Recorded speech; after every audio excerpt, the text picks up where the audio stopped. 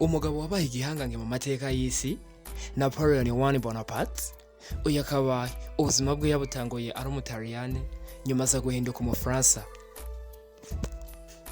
Uyu yayoboye Ubufaransa nyuma y'igihumbi kimwe magana arindwi mirongo inani n'icyenda, aho the Rectory government yari itembagaje ubutegetsi bw'aba-Bourbon monarchy bwari buyobowe na Louis XVI. Iyo Bourbon monarchy yari imaze imyaka irenga 500 ari yiyoboye. Uno mugabo Napoleon Bonaparte niho yayoboreye Ubufaransa, akaba yatesheje isi umutwe by'umwihariko ibihugu byo mu Burayi. Uburayi bukaba bwamaze imyaka irenga 15 buri mu bibazo biterwa na Napoleon Bonaparte. Hakaba hari nk'ibihugu nka Russia, England, Italian n'ibindi y'ibyo bigenzi byabyo. Uyu Louis XVI nyuma y'uko amaze gupfa, Napoleon Bonaparte akaba yatesheje isi umutwe muri ubu buryo bukurikira.